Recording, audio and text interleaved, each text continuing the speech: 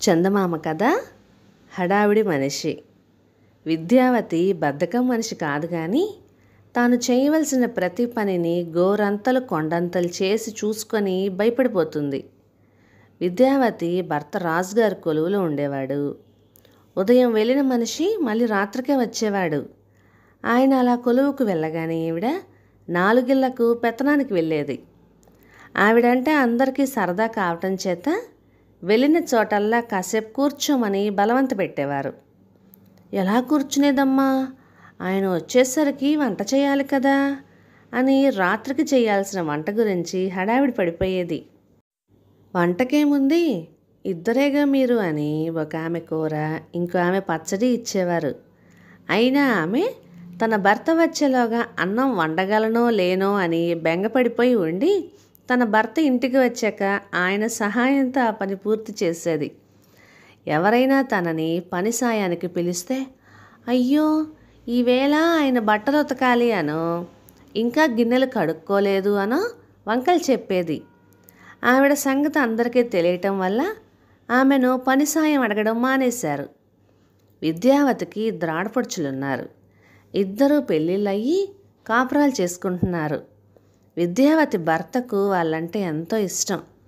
వాళ్లకు వేరుశనక్కాయలు పేలాలు అంటే ఎంతో ఇష్టమని, వాళ్ళు ఉంటున్న ప్రాంతాల్లో అవి దొరకవని విద్యావతి భర్త తన చెల్లెళ్ళ కోసం ఒక బిందెడు వేరుశనక్కాయలు, ఒక బిందెడు ధాన్యము కొని, నా చెల్లెళ్ళు వస్తున్నారు, వాళ్ళు వచ్చేసరికి నువ్వు ఈ వేరుశనక్కాయలు ఒలిచి ధాన్యం అంతా పేలాలు చేసి ఉంచు, వాళ్ళు నీ పనితనానికి అభిమానానికి ఎంతో మెచ్చుకుంటారు, ఉత్తప్పుడు ఎలాగున్నా ఇప్పుడైనా ఈ పనులన్నీ చెయ్యి అన్నాడు.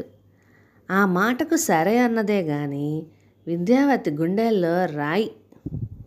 ఆమె మనసంతా ఆ పనితోనే నిండిపోయింది. ఎవరింటికి వెళ్ళినా ఆమె మా ఆడపడుచులు వచ్చేస్తున్నారు, బిందెడు వేరుశనక్కాయలు వలవాలి, బిందెడు ధాన్యం పేలాలు చేయాలి అని అనసాగింది. ఆవిడెవరికీ సాయపడిన మనిషి కాదు గనుక ఎవ్వరూ ఆవిడకు సాయం చేయడానికి ముందుకు రాలేదు. ప్రతిరోజు ఈ పనులు మొదలు పెట్టాలి అని ఆమె అనుకునేది.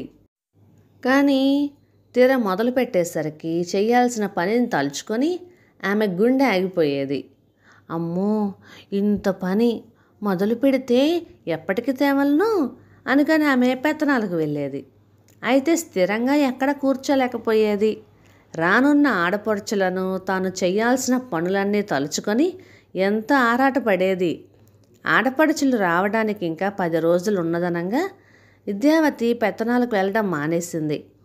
ఆవిడకు పాపం ఎన్ని పనులున్నాయో ఏమిటో అని అందరూ జాలిపడ్డారు. ఆవిడ లేకపోతే కొంతమందికి కాలక్షేపం కాదు. వాళ్ళు ఆవిడ్ని పిలవడానికి వెళ్ళారు. అయితే విద్యావతి చాలా హడావిడిగా ఉన్నట్లు కనపడుతూ వాళ్ళను గుమ్మంలోనే పలకరించి పంపేసేది. ఒకరోజు మధ్యాహ్నం గారడీవాడు వచ్చాడు. వీధిలోని ఆడవాళ్ళంతా వాడి ప్రదర్శన చూశారు కానీ విద్యావతి ఆ ఛాయలకైనా రాలేదు. మా ఆడపడుచులు వస్తున్నారు, చాలా పనులున్నాయి అన్నదామె. ఇదే విధంగా కాశీ నుంచి గాజుల వాడొచ్చినా, కంచి నుండి పట్టుచీరల వాడొచ్చినా చూడ్డానికి కానీ బేరాలు ఆడడానికి కానీ విద్యావతి బయటకు రాలేదు. తన ఆడపడుచులు వచ్చేస్తున్నారని, తనకు క్షణం తీరిక లేదని అందరికీ చెప్పింది.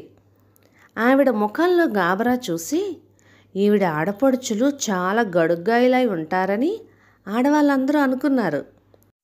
ఈ విధంగా విద్యావతి ఆడపడుచులను చూడాలన్న కుతూహలం కలిగి అందరూ ఆ ఆడపడుచుల రాక కోసం ఎదురుచూడసాగారు. ఆఖరికి విద్యావతి ఆడపడుచులు రానే వచ్చారు. వాళ్ళు విద్యావతితో ఎలా మసులుకుంటారో చూడడం కోసమని ఆ రోజు మధ్యాహ్నమే ఆ వీధిలోని ఆడవాళ్ళంతా విద్యావతి ఇంటికి వెళ్ళి అక్కడి దృశ్యం చూసి నిర్ఘాంతపోయారు. విద్యావతి ఆడపడుచులలో ఒక ఆమె వేరుశనక్కాయలు ఒలుస్తున్నది, రెండో ఆమె పేలాలు వేయిస్తున్నది. విద్యావతి మాత్రం హడావిడిగా అటు ఇటు తిరుగుతున్నది. చూడవచ్చిన వారిలో ఒక ఆమె బుగ్గలు నొక్కుకొని అయ్యో ఈ మాత్రానికేనా తల్లి ఇన్ని రోజులు గుమ్మం కదిలి బయటకు రాలేదు అన్నది. పని తలుచుకుంటే నాకు కాళ్ళు చేతులు ఆడవు, అందుకే ఇన్నాళ్ళు బయటికి రాలేకపోయాను అన్నది విద్యావతి. మా వదిన ఉత్త హడావిడి మనిషిలేండి అన్నారు. విషయం అంతా విన్న ఆడపడుచులు ఇద్దరు నవ్వుతూ, ఏమీ చేయకపోయినా అంతా తానే చేస్తున్నట్టుగా హడావిడి పడిపోయే మనిషిని మీరు కూడా ఎప్పుడైనా చూసారా? చూస్తే ఒకసారి కామెంట్ చేయండి. కథ సమాప్తం. ఇక ఈ కథ మీకు నచ్చితే లైక్ చేయండి, షేర్ చేయండి, సబ్స్క్రైబ్ చేయండి. Thank you.